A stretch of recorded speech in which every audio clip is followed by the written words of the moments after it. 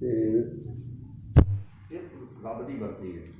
ਜੇ ਪਤਾ ਨਹੀਂ ਉਹਨੂੰ ਗੱਲ ਕੁਦਰਤ ਰਹਿ ਕੀ ਮਾਰਦਾ ਹੈ ਗੱਲ ਕੁਛ ਨਹੀਂ। ਇਹ ਬੜਾ ਕੰਮ ਵਧੀਆ ਹੈ, ਪਰ ਜੇ ਬੰਦਿਆਂ ਨੂੰ ਸਮਝ ਨਹੀਂ ਆਉਂਦਾ ਜ਼ਰੂਰ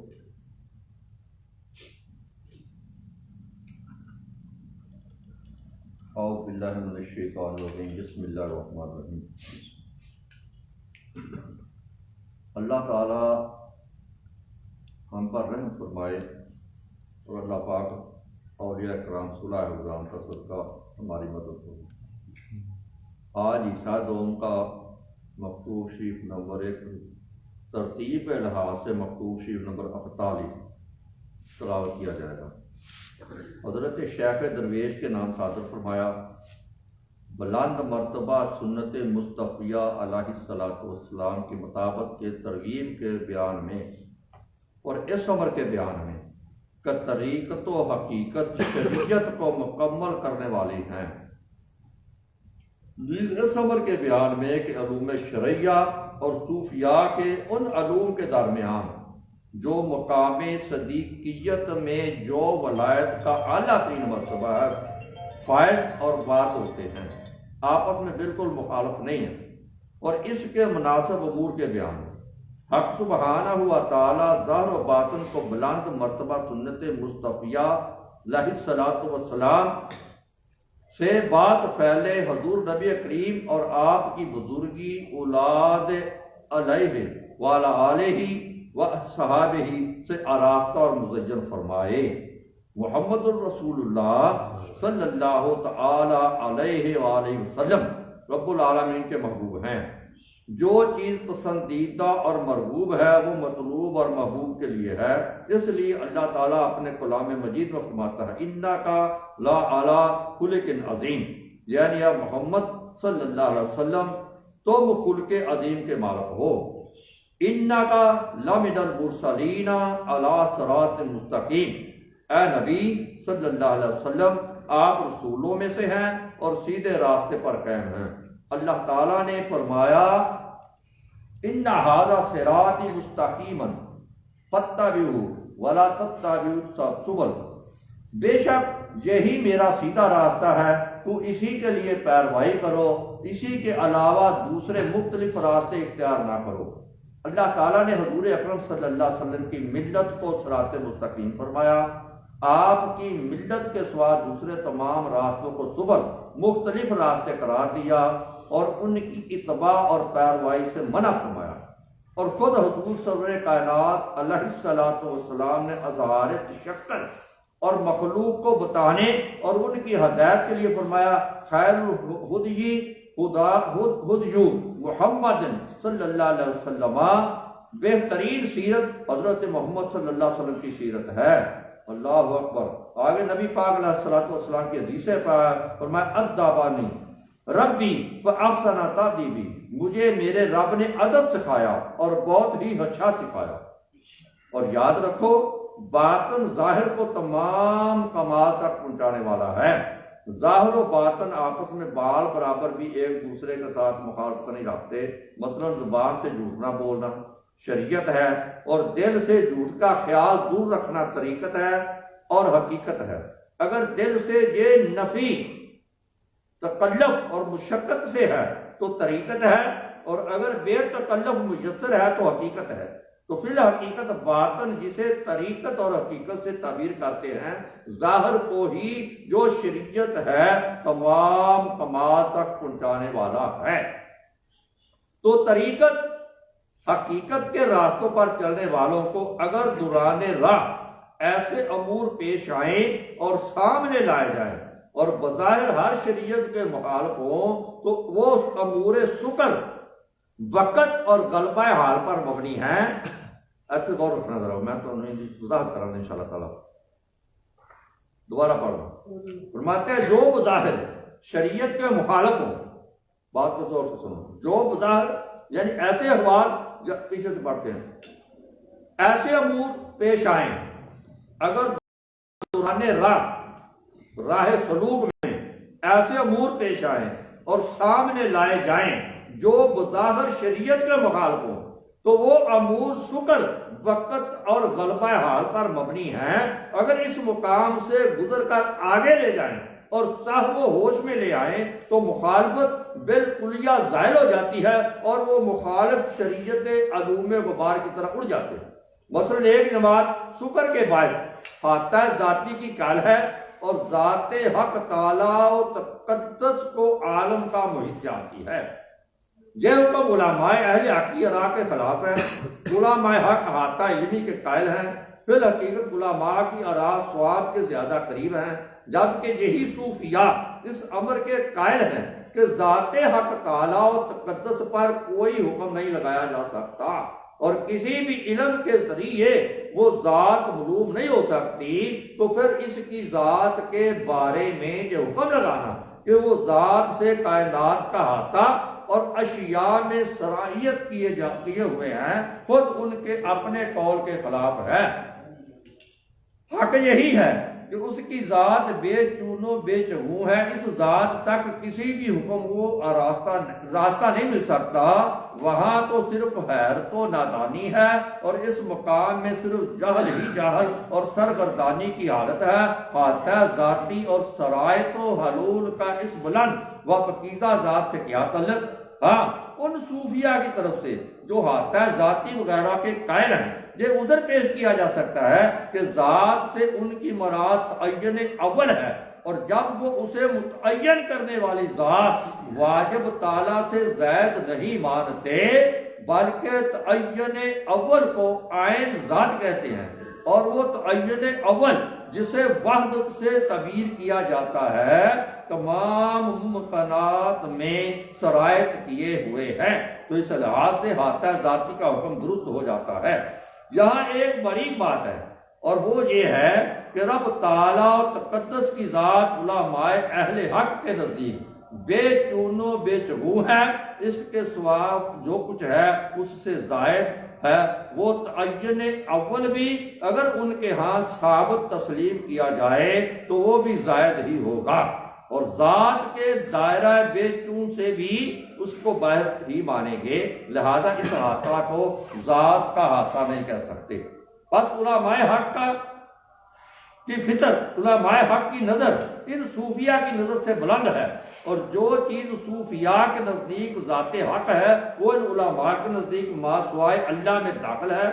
قرب و معیت ذاتی بھی اسی قیاس پر ہے، اور معارف و باطن کی شرح کے ظاہر علوم کے ساتھ اس حد تک کامل و مکمل موافقت کو حقیر و مقبولی درجے کی مخالفت بھی باقی نہ رہے، مقام صدیقیت میں جا کر ہوتی ہے۔ اللہ اکبر! جو مقامات ولایت کا بلند ترین مقام ہے اور مقام صدیقیت سے اوپر مقام نبوت ہے، وہ علوم جو نبی علیہ الصلوۃ والسلام کو وحی کے ذریعے حاصل ہوئے، صدیق پر با طریقہ الہام منکشف ہوئے ہیں۔ ان دونوں علوم کے درمیان وحی اور الہام کے سوا کچھ فرق نہیں، تو پھر دونوں علموں میں مخالفت کی گنجائش کہاں ہو سکتی ہے؟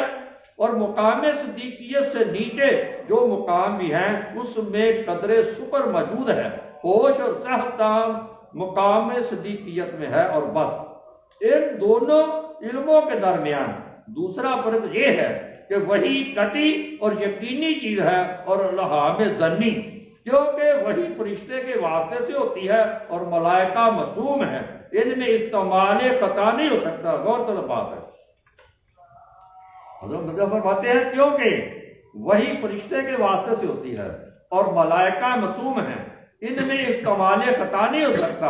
اگلی بات پر غور کرنا ہے۔ اور الہام کا محل و مقام اگرچہ بلند ہے اور وہ دل ہے، اور دل عالم امر سے ہے، لیکن اس کا تعلق عقل اور نفس سے بھی کچھ قدرے ہے، اور نفس اگرچہ مطمئنہ ہو چکا ہوتا، جو وہی مقام جو خطا کا مسئلہ اتنا لمبا چوڑا انہوں نے چھیڑے رکھا، اس پر غور ہے۔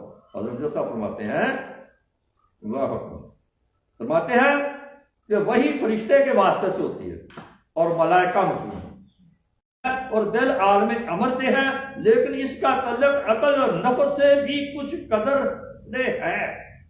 اور نفس، اگلی بات، یا یہ نفس المطمئنہ، اگلی بات سمجھو کیا، اور نفس اگرچہ مطمئنہ ہو چکا ہوتا ہے، لیکن اللہ اکبر بلند درجہ دولت سے محروم رہا. لیکن دوسری ضروری بات یہ ہے کہ جناب اخوی عزی میاں مظفر ولد شیخ گورن مرحوم اشراف اور بزرگ زیادہ لوگوں میں سے ہے. جماعت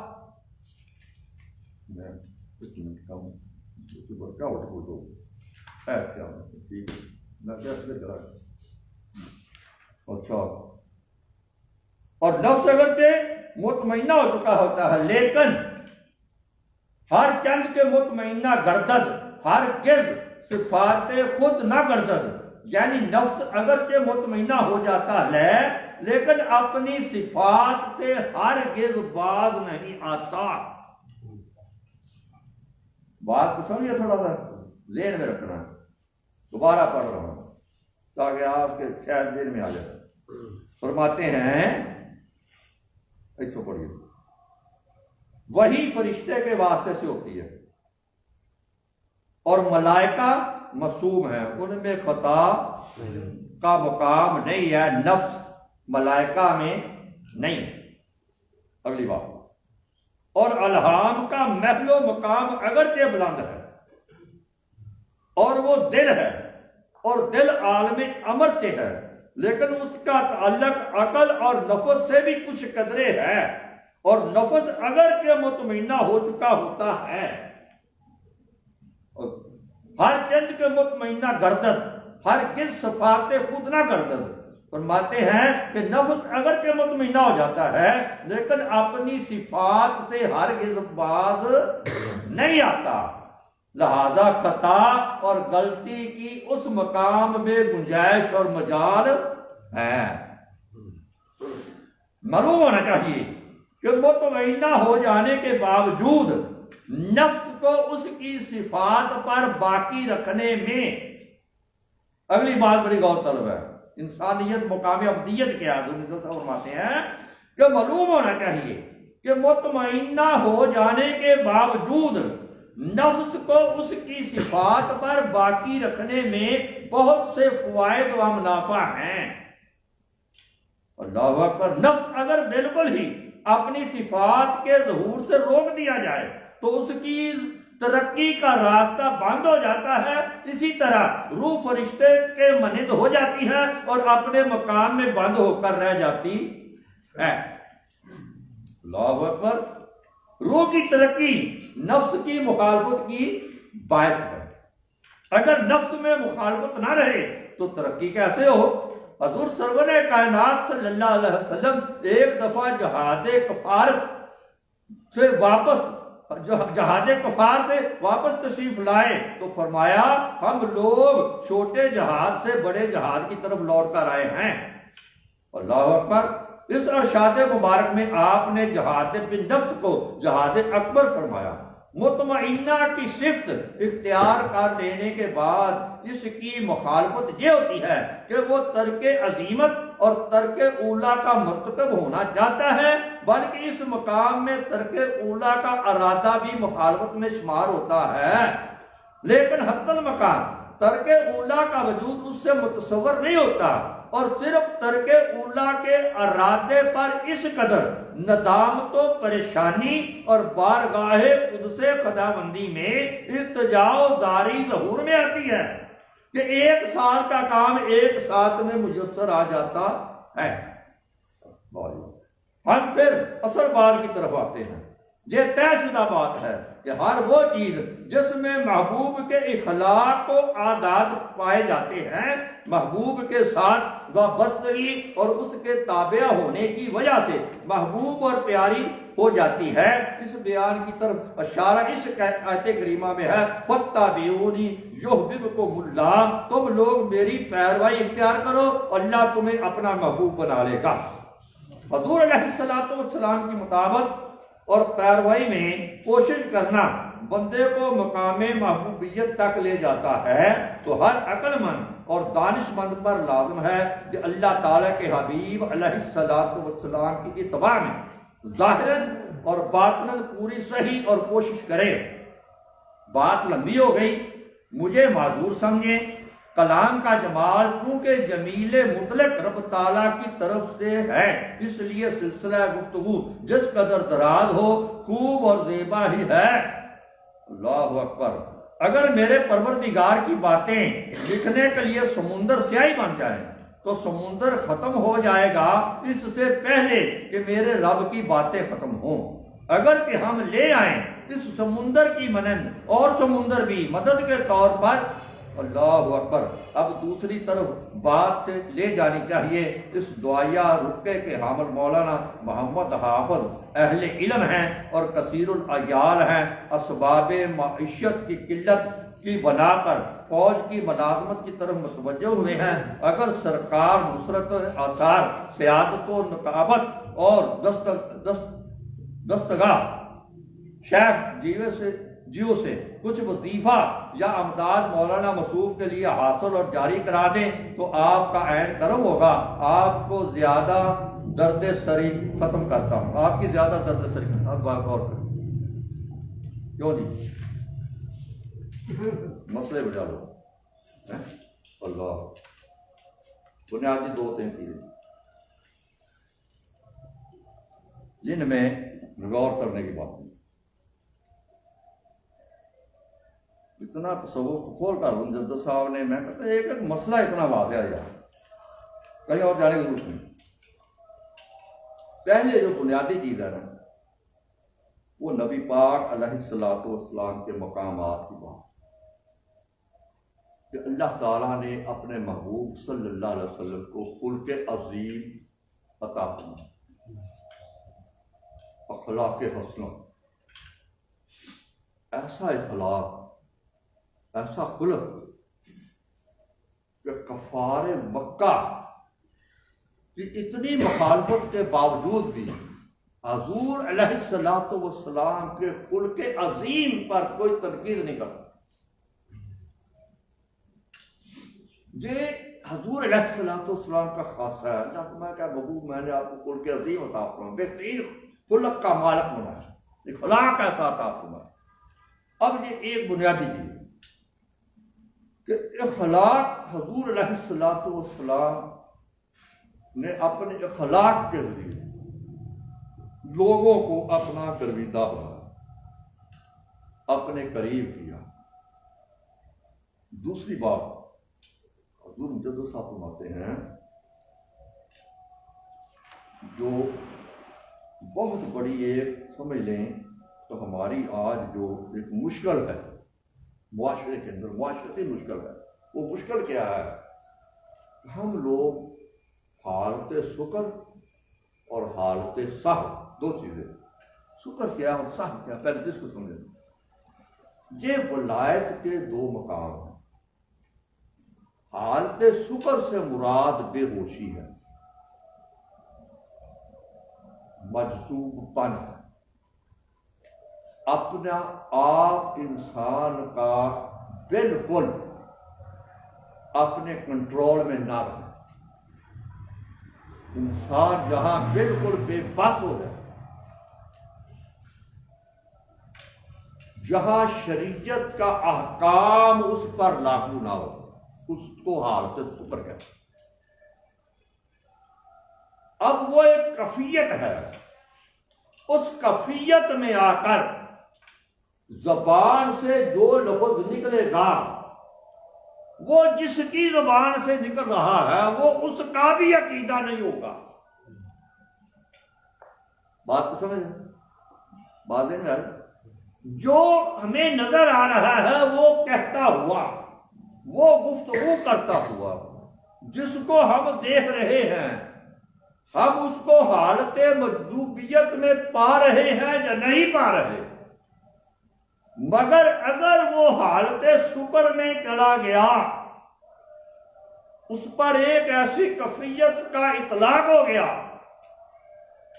اب جو کچھ اس سے ظاہر ہمیں محسوس ہو اس کا بھی جب حالت سہو کہتے ہیں کہ حالت ہوش میں فیض کو پانا، جب وہ حالت ہوش میں آئے گا تو وہ اس پر تائب ہوگا۔ اولیاء کی ایک جماعت ایسی ہے جو ہمیشہ ہمیشہ حالت شکر میں رہی ہے. ان کی زبان سے، ان کے کلام سے ایسی ایسی باتیں ہوئی کہ جہلاء نے شریعت مصطفی صلی اللہ علیہ وسلم کو چھوڑ کر اس کو اپنا عقیدہ بنا لیا. یہ بڑی سمجھنے والی بات ہے. اب میں نے پہلے بھی ایک دفعہ اس کا واقعہ ذکر کیا تھا، اب دوبارہ ریپیٹ کر دیتا ہوں. حضرت شاہ منصور رحمۃ اللہ تعالی علیہ کا واقعہ ہے کہ جب انہوں نے انا الحق کہا، انا الحق کہا، اب علماء ظاہر پر ذمہ داری ہے کہ وہ ہر فیصلہ شریعت مصطفی کے مطابق دیں گے. وہ حالت شکر کے اس مقام کو پیش نظر نہیں رکھیں گے، وہ شریعت مصطفی کو ہی پیش نظر رکھیں گے. یہ پابندی ہے، ادروائز وہ خود اس کی ذات میں جرم میں آئیں گے، گناہگار ہوں گے. جب انہوں نے انا الحق کہا، علماء نے اس پر فتویٰ کفر جاری کر اور قاضی وقت کے پاس پیش کر دیا کہ یہ کلمہ کفر ہے، انا الحق کہنا یہ حق تعالیٰ کی شان ہی کے لائق ہے کلمہ. اب قاضی وقت جو تھا وہ بھی صاحب نظر تھا، تو اس نے کہا کہ میں آپ کے فتوے کو تب تسلیم کروں گا جب اس فتوے پر وقت کے جنید بغدادی دستخط کریں گے. جاؤ یا کر حضرت جنید بغدادی سے بھی دستخط کراؤ کہ یہ کفر کیا ہے، یہ تکفیر ہے. اب علماء وہ فتویٰ لے کر حضرت سیدنا جنید بغدادی علیہ الرحمہ کی بارگاہ میں ہو، وہ فتویٰ پیش کر دیا. حضرت جنید بغدادی نے فتویٰ پڑھا، فرمایا آپ کیا چاہتے ہو؟ انہوں نے کہا جی ہم قاضی وقت کے پاس لے کر گئے ہیں، انہوں نے کہا ہے کہ حضرت جنید بغدادی سے دستخط کرو. کہا دستخط. تو آپ اس وقت لبادہ فقر میں بیٹھے ہوئے تھے. آج ایک خلافت تو وہ ہے نا جو 5-10 ہزار کے بدلے میں ملتی، ایک وہ خرقہ خلافت وہ ہے جو پہن کر لوگوں کو گمراہ کیا جاتا ہے، مگر وہ اہل نظر سے. اور جنید بغدادی اللہ اکبر، ان کا مقام اور مرتبہ اولیاء میں اگر پڑھا جائے تو پھر سمجھ آتی ہے کہ جنید بغدادی کس ہستی کا نام ہے. آپ اس وقت فرقہ فقر کا فقیرانہ لباس زیب تر کر کے تشریف فرما رہا. ہم نے بیٹھ گیا اندر تشریف لے گئے، اور آپ نے وہ فقیرانہ جو لباس پہنا ہوتا نا، گودڑی گوڑی ہوئی تھی، اس کو اتارا اور بہترین جناب والا جبہ شبہ لا کے بہترین علماء کے رنگ میں پایا. انہوں نے اب کو دوبارہ پڑھا، دستخط کر. اب انہوں نے کہا کہ ہم لے جائیں، قاضی وقت کہے کہ یہ دستخطوں کی تصدیق کر جنید بغدادی خود ہی کرے، تو بات تو پھر وہی رہی. آپ ہمارے ساتھ چلے قاضی وقت کے پاس. حضرت جنید بغدادی آگے آگے، وقت کے علماء پیچھے. جب جا رہے تھے تو سامنے سے حضرت شاہ منصور آ. اب انہوں نے سیدھی نظر حضرت جنید بغدادی سے بنا. جب نظروں سے نظریں دو چار ہوئی نا حضرت جنید بغدادی کی حضرت شاہ منصور کی، تو حضرت شاہ منصور نے ایک جملہ کہا، فرمایا اے جنید بغدادی، آپ بھی ان کے ساتھ مل گئے علماء ظاہر کے ساتھ. اب جو حضرت جنید بغدادی کا جواب ہے وہ اہل تصوف کے لیے فتوے کی حیثیت رکھتا ہے. حضرت جنید بغدادی نے جب یہ سنا تو حضرت عائشہ منصور سے کہنے لگے، عائشہ منصور تیری حالت کو دیکھوں یا حضور کے حکم کو دیکھوں، تجھے بچاؤں یا شریعت مصطفی کو بچاؤں؟ جنید بغدادی کے نزدیک اس وقت منصور اہم نہیں ہے، حضور کی شریعت اہم ہے۔ یہ فتویٰ ہے حضرت جنید بغدادی کا، جس پر حضرت شاہ منصور کو سولی پر چڑھایا گیا، فرمایا اب چڑھ جا، اگر اتنا عشق ہے نا، شوق ہے تو پھر چڑھ سولی پہ۔ اگر جنید بغدادی دستخط نہ کرتے، علماء ظہر کے اس فتوے پر کبھی عمل درآمد نہ ہوتا۔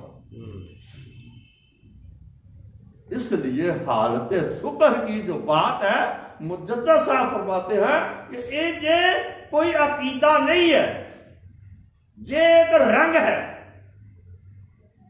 جیسے کہ حضرت مخدوم الہ الدین علی احمد صابر قلی رحمۃ اللہ تعالی علیہ کا واقعہ، مگر جب شیخ کی توجہ ہو، اور ہر شیخ کا ایک اپنا رنگ ہے، جب پتا تھا شیخ کو کہ اس پر یہ کفیت آئے گی تو انہوں نے ان کو حجرے میں بند کر کے رکھا، حالت سکر کی اس کفیت سے گزارنے کے لیے۔ حضرت بابا فرید الدین نے اپنی اولاد کو تو قربان کر دیا، مگر شریعت مصطفی صلی اللہ علیہ وسلم پر آنچ نہیں آنے دی۔ اگر یہ کلمے باہر کہتے تو علماء ظاہر اس پر فتویٰ جاری کرتے، مگر یہ شیخ کی اپنی نگاہ ہے کہ یہ سب کچھ حجرے میں بند کر کے وہ فیض جو ان کو منتقل کرنا تھا ان کے سینے میں کر دیا، اور بجائے اس کے کہ شریعت پر آ جاتی، اپنی اولاد کی قربانی دی۔ اطلاع بھی کر لے کہ یہ کیسے ہو گیا، پیر کی اولاد جناب یہ کیسے ہو گیا؟ تمہیں پتہ ہی نہیں کہ تصوف کی راہ میں کسی مقام اور منزل تک پہنچانے کے لیے اولاد تو کیا، بعض اوقات اپنی جان کی قربانی بھی دینی پڑ جاتی ہے۔ یہ مقامات اور ہیں جہاں جان کی کوئی اہمیت نہیں، تم جس کی اہمیت سمجھتے ہو نا، وہاں اس کی کوئی اہمیت نہیں۔ وہاں تو وہ کہتے ہیں کہ جان دی ہوئی تو اسی کی تھی۔ ان کا تو فلسفہ یہ ہے کہ جان دی ہوئی تو اسی کی تھی، مگر حق تو یہ ہے کہ حق ادا نہ ہو۔ وہ تو جان دے کر بھی کہتے ہیں کہ یہ تو اس کی دی تھی، ہم نے اسے کیا دیا۔ بات تو بڑی سمجھنے والی ہے۔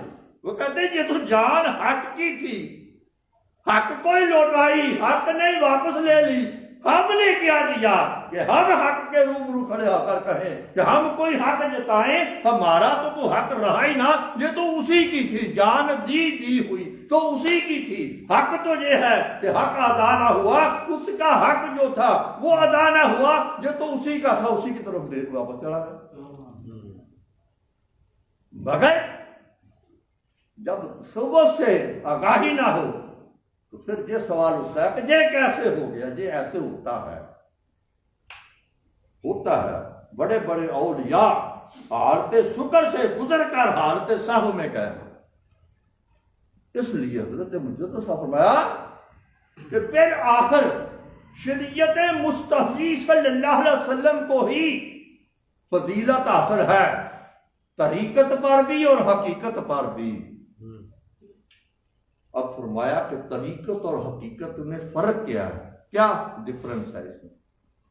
فرمایا طریقت یہ ہے کہ بندہ اس راہ پر چلتا رہے اور دل میں وہم و گمان بھی آتے رہیں، یہ طریقت ہے۔ مثال کے طور پہ حضرت سیدنا عمر فاروق رضی اللہ تعالی عنہ نے عرض کی، یا رسول اللہ صلی اللہ علیہ وسلم، حضور میں حالت نماز میں ہوتا ہوں، مجھے بڑے بڑے ہی وہم اور وسواس آتے ہیں۔ یہ کیا ہے؟ یہ طریقت ہے کہ طریقے پر قائم رہنا شریعت کے مطابق طریقے پر قائم رہنا، چین کے اندر ہزاروں مسائل پیدا ہوتے رہے مگر اس طریقے سے نہ ہٹنا، اس کو طریقت کہتے ہیں۔ اور حقیقت کیا ہے؟ حقیقت یہ ہے کہ جب حضرت سیدنا صدیق اکبر رضی اللہ تعالی عنہ سارا مال و اسباب گھر کا لے کر حضور کی بارگاہ میں حاضر ہوتے ہیں، تاج باندھا ہوا ہے، حضرت سیدنا جبریل امین علیہ السلام تشریف لائے اور عرض کرتے ہیں یا رسول اللہ صلی اللہ علیہ وسلم، حضور رب فرماتا ہے، اللہ نے فرمایا ہے کہ اے پیارے نبی اپنے پیارے یار صدیق اکبر سے پوچھو کیا تو اس حال میں اپنے رب پر راضی ہے؟ جب حضور نے سوال کیا اے ابو بکر تو راضی ہے، تو عرض کرتے ہیں یا رسول اللہ صلی اللہ علیہ وسلم حضور میں ہر حال میں اپنے رب پر راضی ہوں۔ تو حضرت امام ربانی فرماتے ہیں کہ عمر فاروق کا وسواس کا آنا طریقت ہے اور اس سے نکل کر ہر چیز پر راضی ہو جانا یہ حقیقت ہے۔ یہ بات کو سمجھ لو۔ اسی لیے حضرت سیدنا داتا غازی بخش علی حضوری فرماتے ہیں کشف الوجوہ میں کہ تمام اولیاء سے تصوف کی ابتدا صوفیاء کے امام سردار حضرت ابوبکر صدیق ہیں۔ حضرت امام ربانی فرماتے ہیں کہ جب بندہ طریقت سے نکلتا ہے، طریقت میں حالت شکر پیدا ہوتا ہے، طریقت میں رستے چلنے میں جو رستہ چل رہے ہیں طریقہ ہے، چلنے کا نام ہے۔ لوگوں نے اس کو الگ کیا، جدا کیا، جہالت کے مارو ہونے بدل دیا، سسٹم ہے، یہ جدا نہیں ہے۔ طریقت ایک طریقہ ہے کہ شریعت کے مطابق چلنا، اور رکاوٹیں پیدا ہوتی رہیں، اندر وسواس آتے رہے، دل کہے رک جا، نہ جا مسجد میں، نہ پڑھ قرآن، دل کہے روزے آ گئے نہ رکھ، بچے کیسے پڑھیں گے، سسٹم کیسے چلے گا، یہ کیسے ہوگا، وہ کیسے ہوگا، مگر وہ اس حال میں، اس کشف و کش میں استقامت اختیار کیے رکھے، یعنی کہ راستے پر چلتا رہے، رکے نہ۔ اس کا مطلب یہ ہے کہ وہ طریقے کو فالو کر رہا ہے، طریقے پر چل رہا ہے، اس کو طریقت کہتے ہیں۔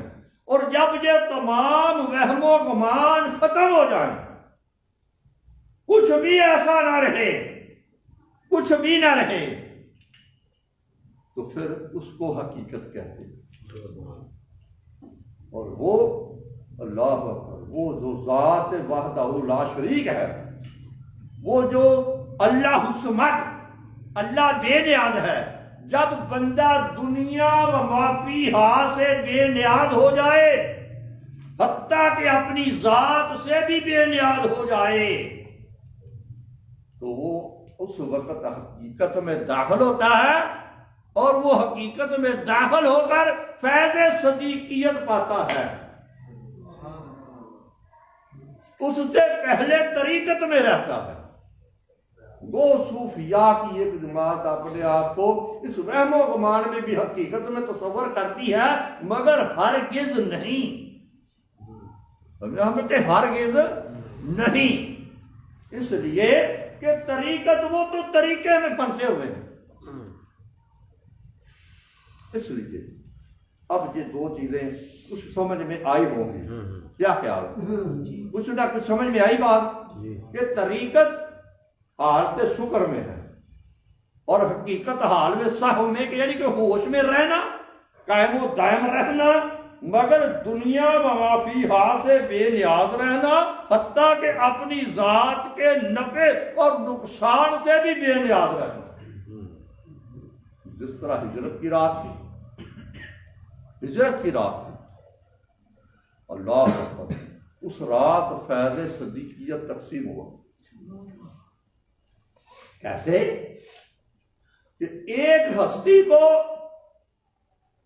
حالت سکر سے نکال کر حالت صحو میں رکھ کر اپنے بستر پہ رکھایا، وہ بھی بے نیاز ہے، اس سے بھی کوئی پرواہ نہیں کہ میری جان چلی جائے۔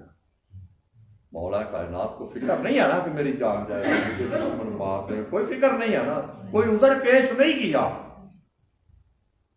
تو حضور کے بستر پر لیٹ گئے۔ ایک ذات ہے وہ جس کو اب سارے رستے سفر کرایا، وہ دیوانہ وار ایسے گھوم رہا پروانے کی طرح، جیسے کوئی شمع جل رہی ہو تو آپ دیکھتے ہیں نا پروانہ اس کے گرد گھومتا ہے، اور پروانے کو جو فکر نہیں ہوتی کہ میں شمع سے بار بار گزر رہا ہوں، ٹچ کروں گا مر جاؤں گا، سڑ جاؤں گا، جل جاؤں گا، وہ نہیں فکر، وہ شمع کا دیوانہ ہے، اپنی ذات سے بے نیاز ہے۔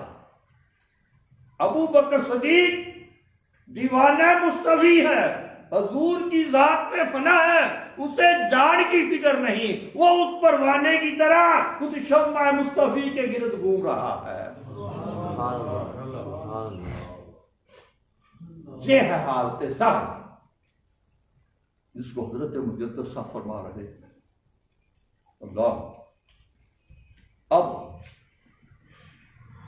یہ بات ذہن میں رکھ لو، طریقت پر قائم رہنے والے بزرگ حالت سکر میں، مدہوشی کے عالم میں ہیں، ان سے خطا ہوگی، ان سے خطا ہوگی، کیونکہ وہ نفس کی بیماری میں مبتلا ہے، مگر طریقے پر کھڑے ہیں، مگر وہاں زنبش آئے گی، گڑبڑ ہوگی، کمی بیشی ہوگی، مگر جو سکر سے گزر کر صحو میں، طریقت سے گزر کر حقیقت میں چلا گیا، وہ محفوظ ہو گیا۔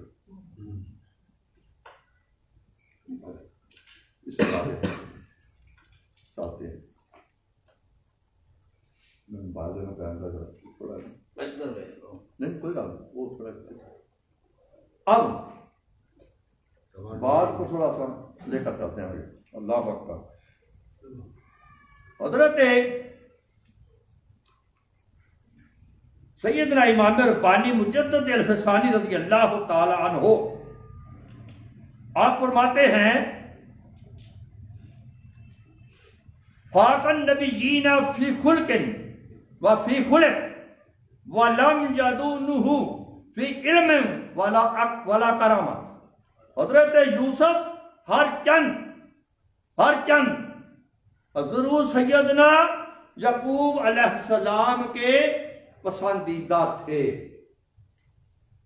جن کے پسندیدہ تھے حضرت یوسف علیہ السلام، حضرت سیدنا یعقوب علیہ السلام کے پسندیدہ تھے۔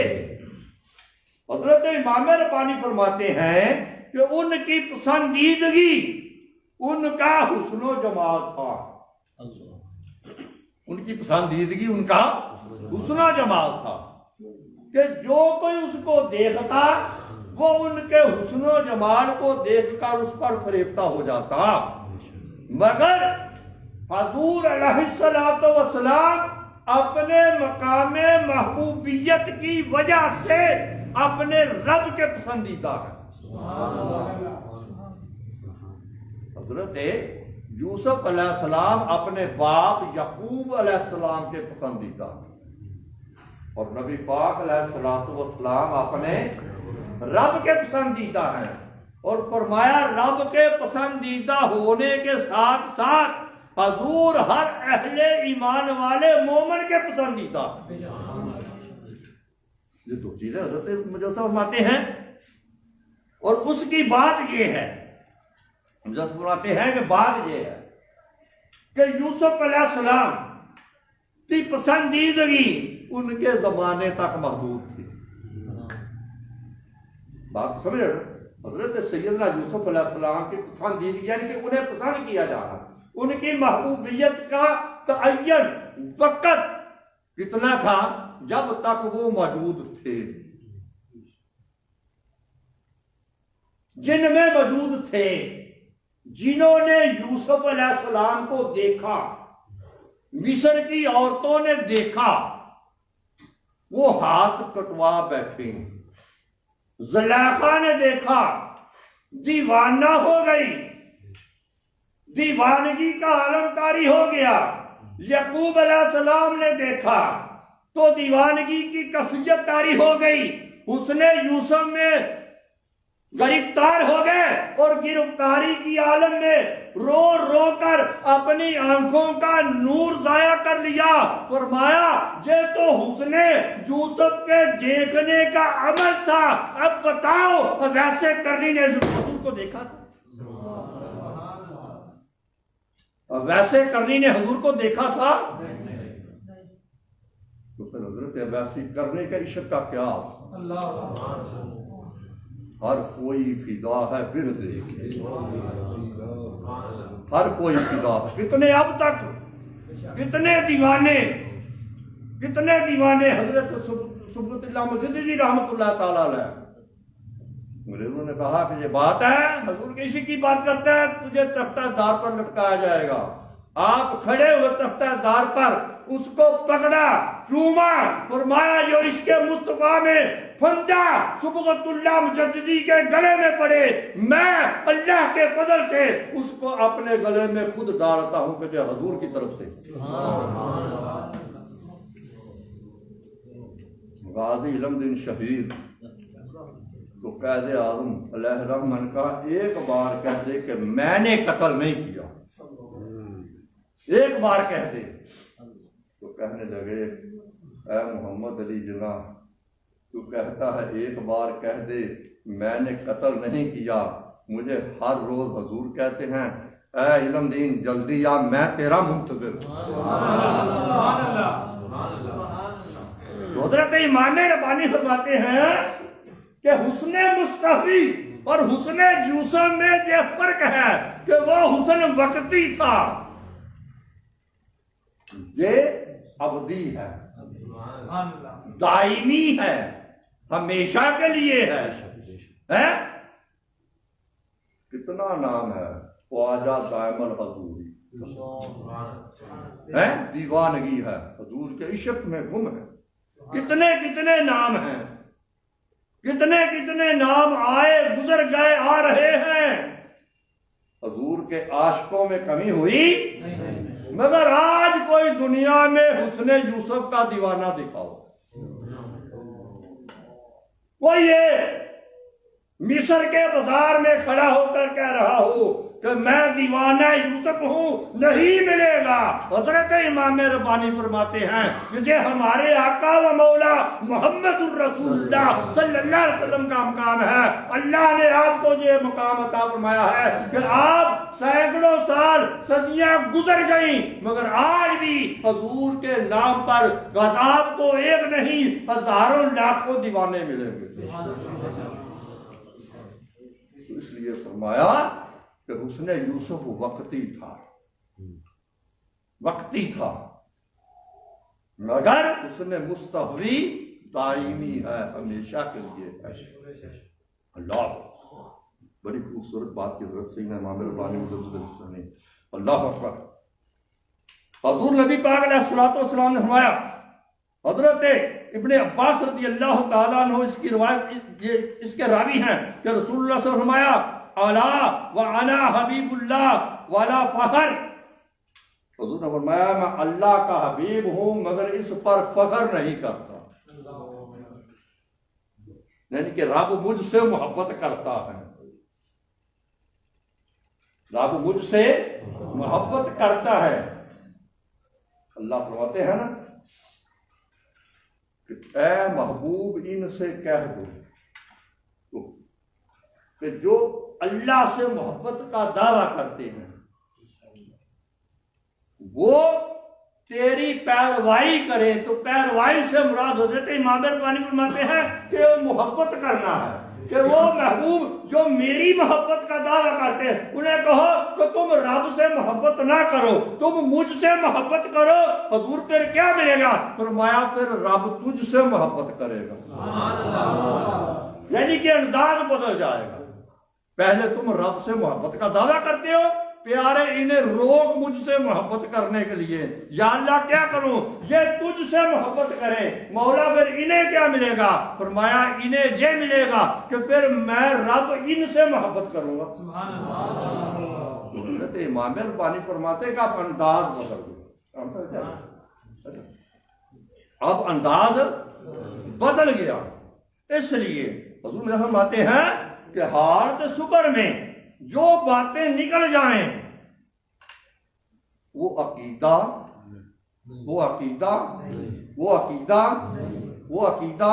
نہیں ہوتا۔ عقیدہ کیا ہے؟ عقیدہ یہ ہے کہ شریعت مصطفی صلی اللہ علیہ وسلم ہر حال میں قائم رہے۔ جہاں حضور کی شریعت کو متاثر ہوتے دیکھو، یہ نہ دیکھو کہ وہ کہنے والی ہستی کون ہے۔ یہ فتویٰ کس کا ہے؟ کس کا فتویٰ ہے؟ میں نے ابھی آپ کو بتایا کس کا فتویٰ ہے؟ کس کا فتویٰ ہے؟ یہ بیٹھے بول گئے، کس کا فتویٰ ہے؟ انہوں نے شاہ منصور سے یہی کہا، یہ تو جنید بغدادی کا فتویٰ ہے نا، کہ اے شاہ منصور تجھے دیکھوں گا شریعت مصطفی ہے، تو جو فتویٰ جنید بغدادی دے دے، وقت کا عالم بھی ہو، محدث بھی ہو، محقق بھی ہو، مجتہد بھی ہو، اولیاء کا ایمان بھی ہو، کوئی عام مولوی تو مسجد کا نہیں ہے، وہ عام پڑھا تڑا مفتی تو نہیں ہے کہ جس کی سند بھی مشکوک ہو۔ جنید بغدادی تو وہ ہے کہ جس راہ سے گزر جائیں، جس راہ سے گزر جائیں وہ راہیں بھی تمنا کریں کہ جنید بغدادی دوبارہ گزرے۔ سبحان اللہ، کوئی عام آدمی نہیں ہے۔ حضرت امام ربانی فرماتے ہیں مجدد الفسانی رضی اللہ تعالیٰ عنہ، اللہ اکبر، کہ اللہ تعالیٰ نے نبی پاک علیہ السلام کو یہ کمال عطا کیے۔ اس لیے یہ بات اب ذہن نشین کر لیں کہ صوفیاء کے نزدیک، یہ آگے بات کو تھوڑا سا دیکھیں، میں پڑھتا ہوں آپ کے سامنے، صوفیاء کے یہ تمام اقوال شرع شریف کے خلاف واقع ہوئے ہیں، لیکن ان کو صوفیاء کا بیان اقوال سمجھنا چاہیے، نہ کہ بیان عقیدہ۔ حضرت مجدد صاحب لکھیں، بات کو سمجھیں، اب اتنا میں لمبا پڑھوں گا تو آپ کا پھر وقت لگے گا، کہ جو احوال، جو صوفیاء یہ اقوال شکریہ ہیں، اور صوفیاء وجودیہ کے یہ اقوال شکریہ ہیں اور قابل تعبیر ہیں۔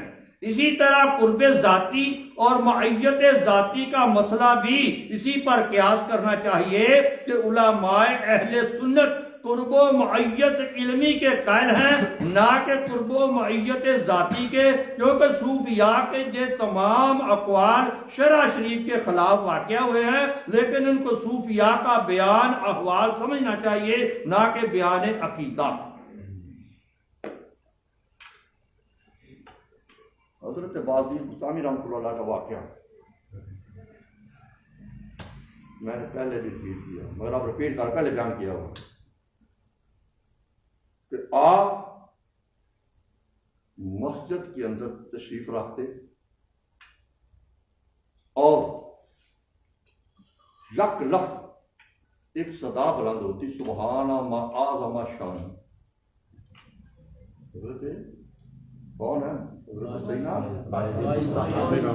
عباس بستامی، پتہ کون ہے؟ کہوں آپ کو، جن کے متعلق جنید بغدادی فرمائے ہیں کہ باجدید اولیاء میں ایسے ہیں جیسے جبریل فرشتوں میں۔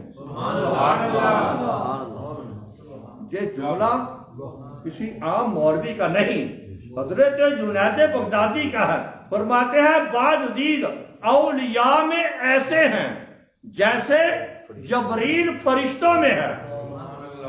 اور اگلی بات کشف المعلوم ہے، حضور سیدی داتا گنج بخش علی حجویری فرماتے ہیں جب راہ سلوک کی منزل طے نہ ہوتی راستہ نہ ملتا، میں بڑی جہد کرتا، محنت کرتا، مجھے جب جو ہے وہ اس طرح سے دل ازردہ ہو جاتا کہ کوئی راستہ کھل ہی نہ رہا، میں پریشانی کے مقام انتہا تک پہنچتا تو اٹھ کر باجدید بستانی کے مزار پر چلا جاتا۔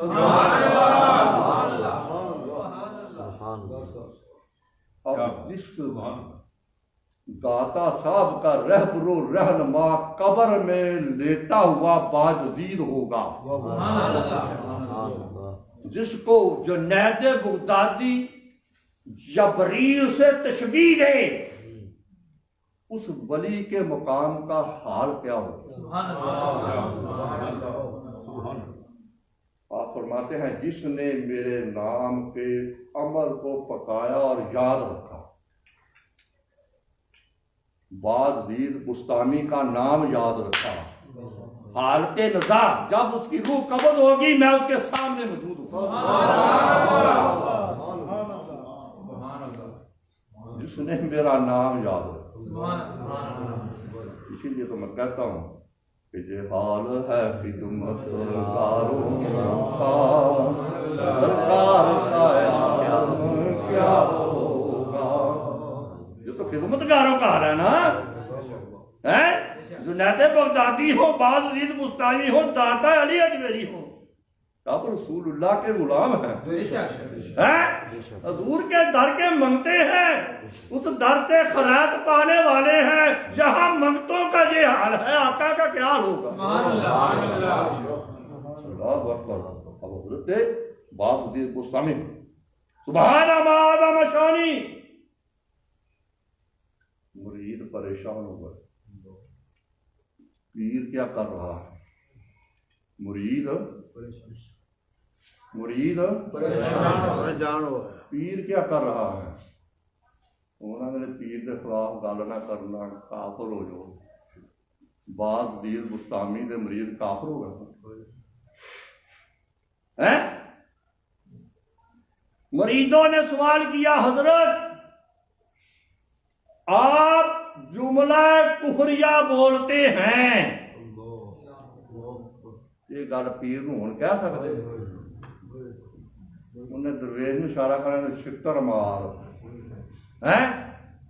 کڈ نو اتوں، میریاں روٹیاں کھا کے، لنگر میرا کھا کے مینوں مسئلے دسنا ہے؟ مریدوں نے کہا حضرت آپ جملہ کفریہ بولتے ہیں۔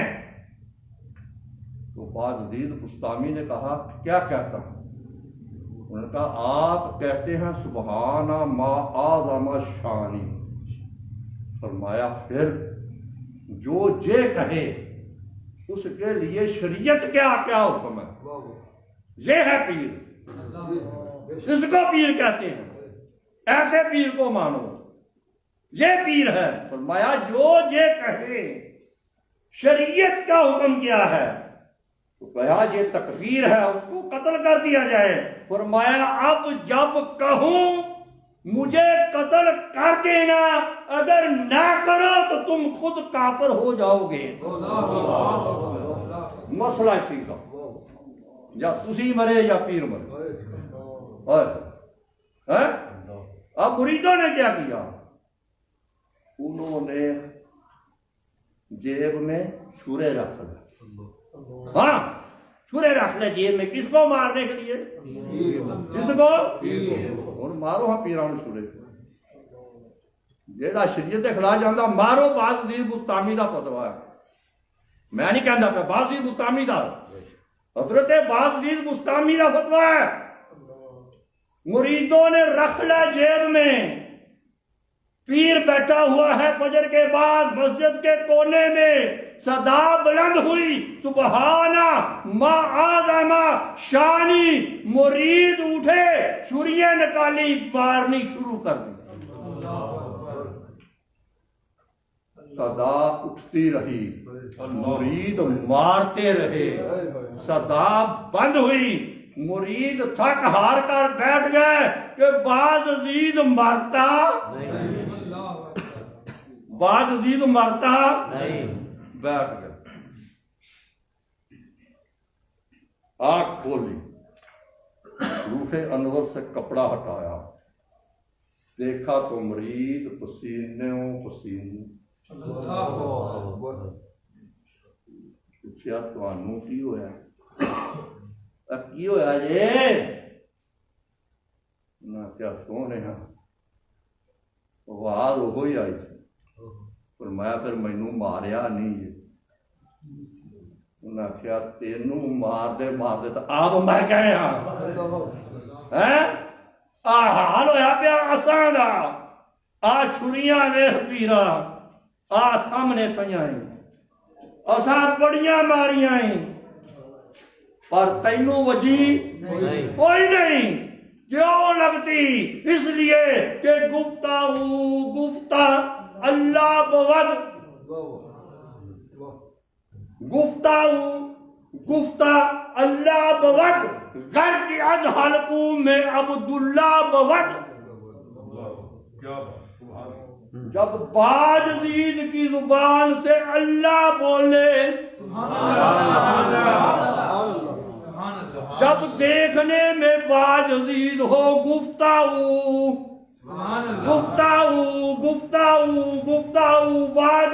باجدید بولتا ہے سبحان ماذا مچانی، باجدید کہتا ہے فرمایا گفتگو تسی باجدید نو ویکھ دے جے او پیا کہندا ہے سبحان ماذا مچانی، جتنا میں کہندا ہوئے وہ حی قیوم ہے، ہوتے چھریاں کی کر دیاں سبحان اللہ۔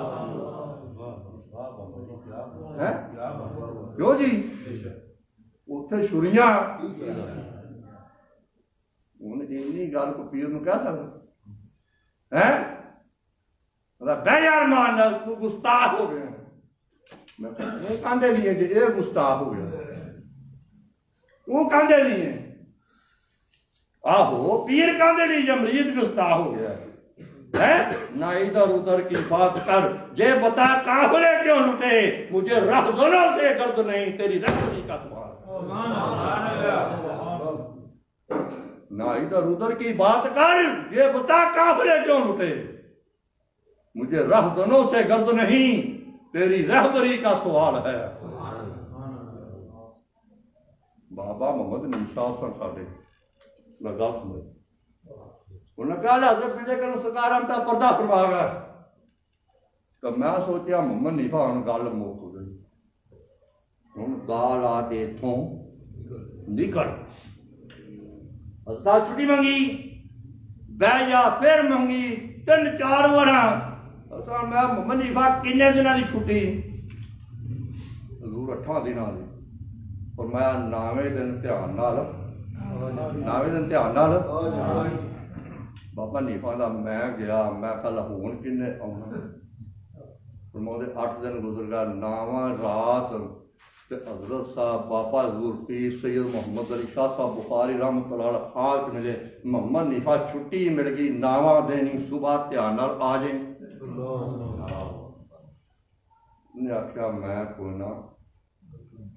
نہ آنا، اندھا 10ویں رات پھر حضرت صاحب ملے، محمد نیفا آ جا، میں آخیا میں کوئی نہ آنا، انہوں نے پھر اگلی رات بابا حضور نے فرمایا محمد نیفا تینوں بار بار آنا آ جا، میں آخیا پیراں 100 بار کہو میں کوئی نہ آنا، کہندا نماز فجر دی مسیتیں پڑھی، چکر آیا، خدا دی قسم کوئی سمجھ نہیں آئی، گھر نو جان دی بچائے اڈے پہنچ گیا، ویگن چ بڑھ گیا کوئی پتہ نہیں، ویگن چ بڑھیا سیٹ تے بیٹھا کوئی پتہ نہیں، سیٹ تے بہندیاں بخار کنا تیز ہے، میں بھی ہوش ہو گیا کوئی پتہ نہیں، وہ کاڑا آ گیا، کنڈکٹر نے لایا بابا جی کرما والے شریفو، کرما والے دے درویشو کاڑا آ گیا ہے، کہندا میں تھلے اتریا ایک کار والا بیلی، انہوں نے کہا بابا نیف حضرت صاحب تے جانا ہی، میں آخیا واہ گنجے کروں بوٹا صحیح لا گئے،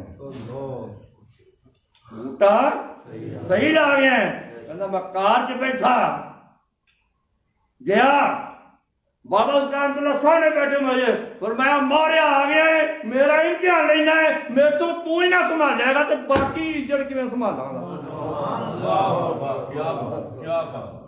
تو ہی قابو نہ آیا تو باقیاں دا کی کراں گا میں فرمایا مینوں حضرت صاحب ایویں بھاگن ہیں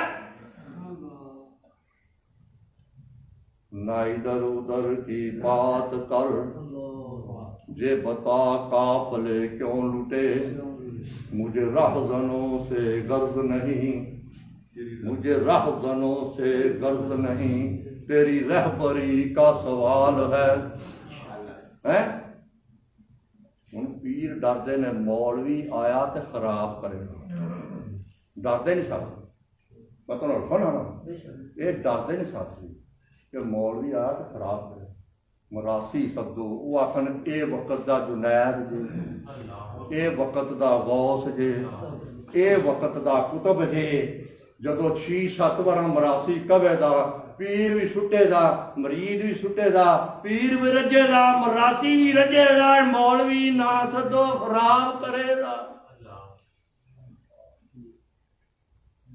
کیوں نہیں مطانہ پاپے دا کی نام مولوی صاحب فتح اللہ صاحب چشتی صاحب دونوں چیزیں لگایا تھا باؤ جی سے حضور دے فتح الدین صاحب بہت بڑے عالم دین حضور کی بہت سکان طرح بیعت سے کہتے ہیں میں تقریر واسطے گیا حضور بابا سکارپی سے مندر صاحب ہم سے صدارت بابا سکار تھلے کمرے بیٹھے سی تو میں نے اتنے کمرے جا کے بولتا تو اتنے چل جاؤ میں آخیا بھی ٹھیک ہے میں مولوی سانا میں آخیا ٹھیک ہے کہڑی گل ہے کوئی مسئلہ نہیں جدو سٹیج تے جاواں تے سلام کرنا نے کہندے نے جا کے بیٹھا پگ پگ لائی ٹیک لائی تو بابا صاحب دیکھ کے مسکرایا فرمایا مولوی جی اللہ والیاں دا امتحان نہیں لئی نہ ادھر ادھر کی بات کر یہ بتا قافلے کیوں لٹے مجھے رہزنوں سے غرض نہیں تیری رہبری کا سوال ہے حضرت بازید بستامی رحمہ اللہ مار دے نہیں سو نے کہا ماریا بڑا ہے تو نہیں مریا فرمایا گفتہ اللہ بوت غر کی از حلقوں میں عبداللہ بوت دیکھنے میں بازدید ہے بولنے میں وہ ہے وہ حی قیوم ہے تو حضرت مجدد صاحب فرماتے ہیں کہ اگر تمہیں بازدید بستامی حالت سکر میں یہ کہتا ہوا نظر آئے تو بازدید بستامی کو خدا نہ ماننا اس لیے کہ بازدید بستامی کا یہ عقیدہ نہیں ہے کہ میں خدا ہوں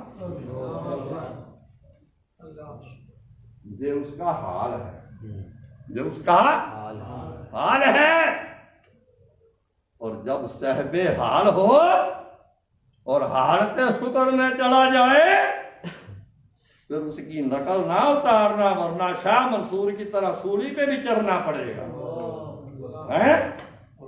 شاہ منصور کی طرح سولی پہ چڑھنا پڑے گا بازدید بستامی کی طرح شورے کھانے پڑیں گے اگر ہمت ہے تو پھر کرو نقل کئی بابا بولے میں ایویں ہی نچی جاندے نے بلا ہے کہ نچا تیرے کے کئی اظہار الو دیا پٹھیا پہلے ویکھ تے صحیح کتھے بلے شاہ تے کتھے تو جھوٹ ہیں کتھے بلے شاہ ہیں کتھے بلے شاہ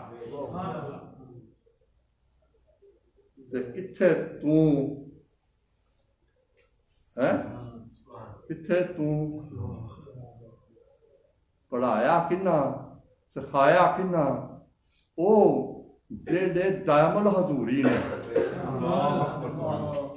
حافظ غلام مرتضیٰ قصوری جو شریعت مطہرہ کا ایک ترازو ہے حضور کی شریعت کا ترازو پکڑ کر بیٹھا ہوا ہے جن کے خانوادے نے خواجہ غلام دستگیر قصوری نے سب سے پہلے قادیانیوں کے خلاف فتویٰ دیا کفر کا وہ اس گھر کا شاگرد ہو اور شریعت مصطفی کے خلاف ہو، بات کو سمجھتا کیوں نہیں ہے؟ یہ بات نہیں تھی، بات یہ تھی کہ جب شاہ عنایت قادری کی بارگاہ میں پہنچے تو پیر کا رنگ پڑا۔ اسی لیے کہتی ہیں تصوف نہ سیکھو، مجدد صاحب کہتے ہیں تصوف نہ سیکھو، تصوف سیکھنے والی چیز نہیں ہے، تصوف سیکھو گے گمراہ ہو جاؤ گے۔ تصوف اور رنگ ہے، وہ تو کسی کی نگاہ کا کام ہے۔ تصوف تسبیحوں سے نہیں آتی، تصوف تسبیحوں سے نہیں آتی، ورد وظائف سے نہیں آتی، یہ تو کسی کی نگاہ کا کمال ہے۔ اللہ، میں اب سوال کروں آپ سے، جب سیدنا صدیق اکبر رضی اللہ تعالیٰ عنہ غار ثور سے نکلے، مدینہ شریف پہنچے، لوگوں کو سمجھ نہیں آتی کہ حضور کون ہے، ابو بکر کون ہے؟ لوگوں کو سمجھ نہیں آتی حضور کون ہے، ابو بکر کون ہے۔ مجھے یہ بتاؤ کون سا چلہ حضرت ابو بکر صدیق نے کیا؟ کون سا وظیفہ کیا؟ کتنے روزے رکھے، کتنے نفل پڑھے، کتنے حج کیے، عمرے کیے، کیا کیا؟ اور ایک کچھ نہ کیا۔ حضور کے رکے انور کی زیارت کی، آقا نے توجہ فرمائی، جب توجہ فرمائی تو اپنے حال میں، اپنے رنگ میں ایسا پیر نے رنگا کہ لوگ نہیں سمجھتے کہ آقا کون ہے، پیر کون ہے، مرید کون ہے۔ سبحان اللہ۔ یہ تصوف ہے، یہ تصوف ہے کہ جب تم پر کوئی نظر ڈالے تجھے رنگ میں بدل دے، اس کا رنگ تیرے اوپر رنگ چڑھ جائے۔ بلے شاہ ایسے بنا، شاہ عنایت قادری نے نظر ماری، بلے کو اپنے رنگ میں رنگا، تو تب ہی تو کہتا ہے کہ جو کوئی بلے کو سید آکے دوزخ ملن سزائیں۔ کیوں جی؟ اب سید تو بڑی بات ہے، حضور کی حال ہے، ہر حال میں، ہر حال میں بد عقیدہ نہ ہو، ہر حال میں، ہر حال میں بد عقیدہ نہ ہو۔ بات کو سمجھ رہے ہو؟ سید بد عقیدہ نہ ہو ہر حال میں۔ کسی نے حضور اعلیٰ حضرت گنج کرم سرکار کا سوال کیا، حضور سید زادہ ہو، عمل درست نہ ہو، بے عمل ہو تو اس کی عزت کرنی چاہیے؟ اللہ اکبر۔ ایک جملے میں جواب دیا، فرمایا پہ لیا مینو اے دس سونا چکڑ جی ڈگ پے سونا ہی رہندا ہے کہ نہیں رہندا؟ میں کہا حضور سونا ہی رہندا، فرمایا ہتھوں ڈگیا چکڑ جو وہ بدلتا نہیں گیا ہے۔ ہائے ہائے، سید کا ادب تو اس حد تک ہے کہ سید بد عقیدہ نہ ہو، حضور کا گستاخ نہ ہو، حضور کے اپنا تعلق جو ہے وہ رابطہ منقطع نہ کرے، وہ تعلق قائم رہے، وہ واسطہ، وہ نسبت قائم رہے رسول اللہ صلی اللہ علیہ وسلم کی، تو پھر وہ قابل ادب و احترام ہے، تم پر لازم ہے، واجب ہے تم اس سید زادے کا ادب کرو، حضور کی نسبت کی وجہ سے، نہ کہ اس کے عمل کی وجہ سے۔ کیا بات، کیا بات، مسئلہ سمجھ رہے ہو؟ بندہ میں پڑھ رہا ہوں اور انشاءاللہ جان تو بعد یاد ضرور کرو۔ یہ میں تمہیں دساں، میں چلو دل میں کوئی بندے نے مرن تو بعد یاد آؤں تمہیں گلا چنگیاں لگتی ہیں، جو چلا کسی نے سنایا تمہیں کہنا یار نہیں چنگا لگتا ہے۔ اللہ چلے بات کو تھوڑا سا وائنڈ اپ کرتے ہیں۔ حضرت سیدنا امام ربانی مجدد الفسانی کی اب آخری بات تھوڑا سا مرد کر دیں، اینڈ پہ چلے جاتے ہیں۔ اللہ اکبر۔ فرماتے ہیں ان دونوں علموں کے درمیان دوسرا فرق یہ ہے، تھوڑا سا اوپر سے پڑھ لیں تھوڑا مزید سمجھ آ جائے گی۔ وہ علوم اتنے پڑھنا پہلے علماء حق کی نظر ان صوفیہ کی نظر سے بلند ہے، اور جو چیز صوفیاء کے نزدیک ذات حق ہے وہ ان علماء کے نزدیک ما سوا اللہ میں داخل ہے۔ قرب و معیت ذاتی بھی اسی قیاس پر ہے، اور معارف باطن کی شرح کے ظاہر علوم کے ساتھ اس حد تک کامل و مکمل موافقت کا حقیر و معمولی درجے کی مخالفت بھی باقی نہ رہے مقام صدیقیت میں جا کر ہوتی ہے، جو مقامات ولایت کا بلند ترین مقام ہے اور مقام صدیقیت سے اوپر مقام نبوت ہے۔ وہ علوم جو نبی پاک صلی اللہ علیہ وسلم کو وحی کے ذریعے حاصل ہوتے ہیں، صدیق وحی کے ذریعے حاصل ہوئے، صدیق پر بعد طریقہ الہام منکشف ہوئے ہیں۔ درود شریف کرنا پڑھ لو۔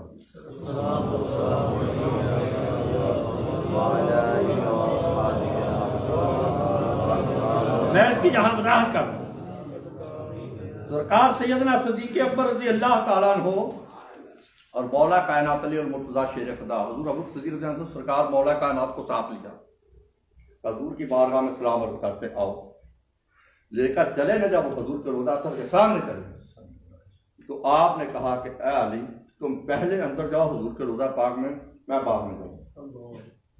سرکار مولا کائنات فرمایا نہیں، اے خلیفۃ الرسول آپ پہلے۔ فرمایا نہیں علی تم حضور کے داماد اور تمہارا ذکر آباد ہوتا ہے۔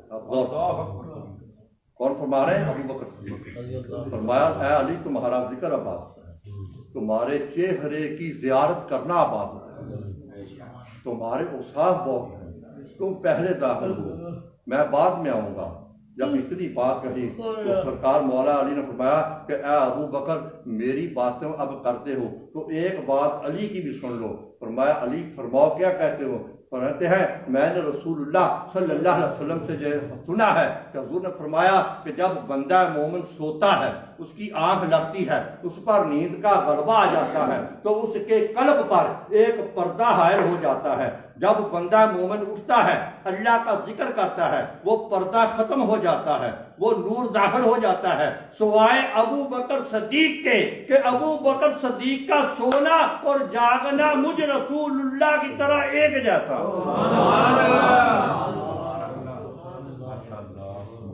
فرمایا علی چلو پھر ایسے کرتے ہیں، ہاتھ پکڑا، دونوں ایک ہی وقت میں اندر داخل ہو جاتے ہیں۔ تو یہ بات حضرت مجدد صاحب فرما رہے ہیں۔ فرمایا نبی پر وحی اور صدیق پر الہام ہوتا ہے۔ اللہ اکبر۔ اگلی بات جو میں آپ سے سمجھانی چاہتا ہوں آپ کو، ان دونوں علوم کے درمیان وحی اور الہام کے ساتھ کچھ فرق نہیں، تو پھر دونوں علوم میں مخالفت کی گنجائش کہاں ہو سکتی ہے؟ اور فرمایا مقام صدیقیت سے نیچے جو مقام بھی ہیں اس میں قدر شکر موجود ہوتا ہے، ہوش اور تام کے مقام صدیقیت میں ہے۔ ان دونوں علموں کے درمیان دوسرا فرق یہ ہے، اب غور کریں جو بات آخری عرض کرنی چاہتا ہوں میں، ان دونوں علموں کے درمیان دوسرا فرق یہ ہے کہ وہی قطعی اور یقینی چیز ہے اور الہام ظنی، کیونکہ وہی فرشتے کے واسطے سے ہوتی ہے اور ملائکہ معصوم ہیں، ان میں احتمال خطا نہیں ہو سکتا، اور الہام کا محل و مقام اگرچہ بلند ہے اور وہ دل ہے اور دل عالم امر سے ہے، لیکن اس کا تعلق عقل اور نفس سے بھی قدرے ہے، اور نفس اگرچہ مطمئنہ ہو چکا ہوتا ہے لیکن نفس اگرچہ مطمئنہ ہو چکا ہوتا ہے لیکن اپنی صفات سے ہرگز باز نہیں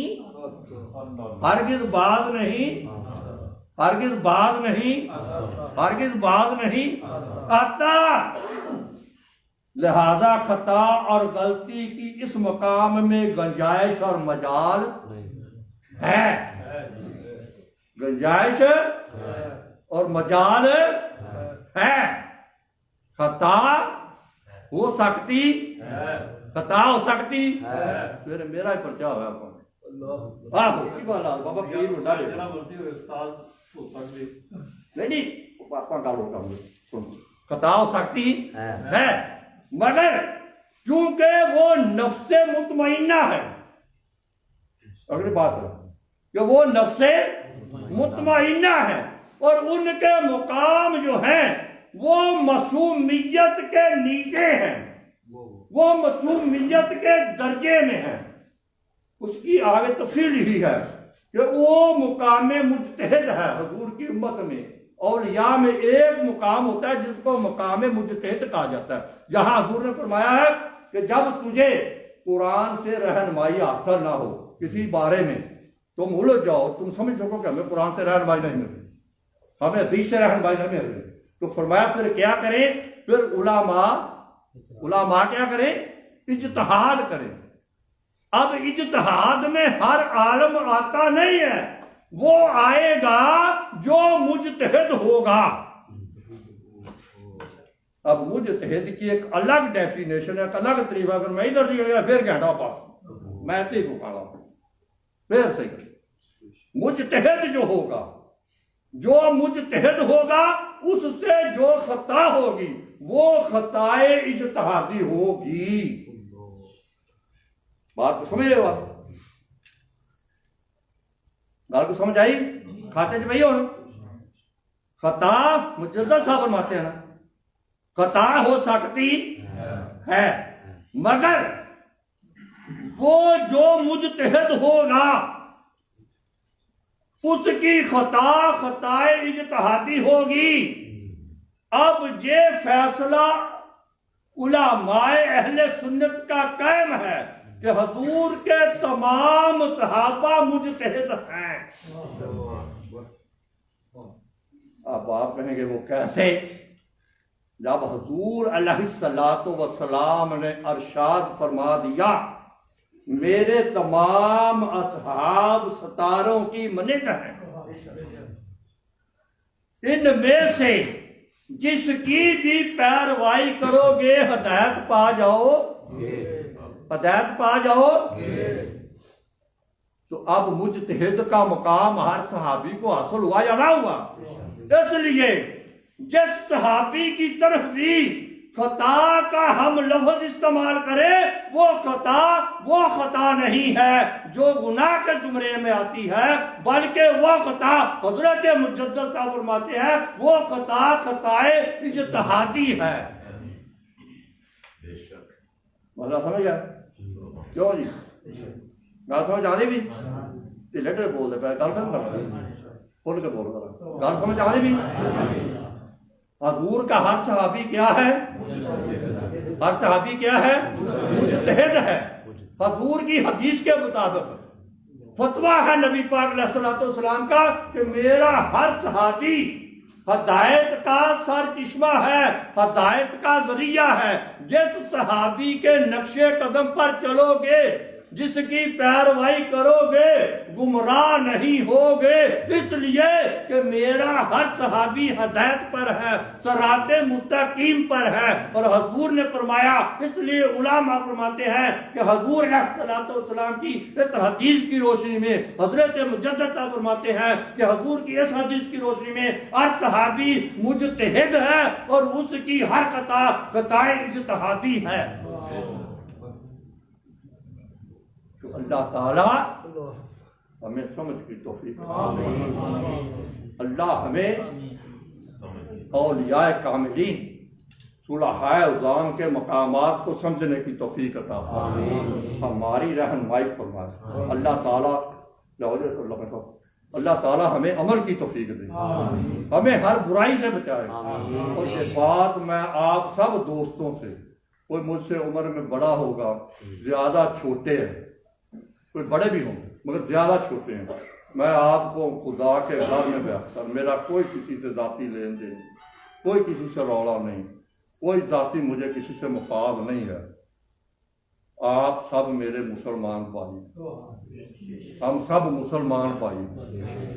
اللہ کا حکم ہے اپنے آپ کو، اپنی اہل و عیال کو، اپنے اعزاء و اقارب کو دوزخ سی آگ سے بچاؤ۔ خود بھی بچو دوسروں کو بھی بچاؤ. ممکن ہے میں بات مجدد صاحب کی آپ کے سامنے سے درست طریقے سے بتا دوں، آپ سمجھ جائیں اللہ آپ کے صدقے مجھ پر رحم کرتے جائے. اس لیے یہ مسئلہ ذہن میں رکھ لیں، جہاں نسبت رسول آ جائے وہاں اپنی عقل کو استعمال نہ کریں، وہاں کسی بھی دوسرے کے علم کو نہ دیکھو، کسی دوسرے کی بات کو نہ سنو. وہ نسبت رسول ہے، حضور کی نسبت ہے، حضور کے صحابہ تو حضور کی نسبت اثر ہے. جہاں حضور کی ہم تو دیکھو نا، جو بندہ کسی پیر کا مرید ہوتا ہے وہ تو اس کی گستاخی برداشت نہیں کرتا. جب تو پیر کی گستاخی برداشت نہیں کرتا، حضور اپنے صحابہ کی گستاخی برداشت نہیں کرتا. اب میں کتاب لا کر آپ بتاؤں، حضور میں جو میرے صحابہ کے ساتھ بغض رکھے، ان کی شان میں گستاخی کرے، اللہ اور اس کے فرشتوں کی اس پر لعنت. بات کو سمجھ رہے ہو؟ اس لیے اللہ ہمیں ادب کرو، حضور کا ادب کرو، حضور کی اہل بیت کا ادب کرو، حضور کے صحاب کا ادب کرو، اور اللہ کے ولی کا ادب کرو. کسی سلسلے میں بھی بیعت ہو، کسی میں بھی ہو یار، جہاں بھی بیعت ہو، فیض تو حضور کا ہے. ہر سلسلے میں فیض تو سرکار کا ہے نا، چاہے علی پاک کے ذریعے آئے، چاہے صدیق اکبر کے ذریعے آئے، کہیں سے بھی آئے، یار ہے تو حضور کا نا. تو اس لیے اللہ تعالی ہمیں عمل کی توفیق عطا فرمائے. وما علینا الا البلاغ المبین.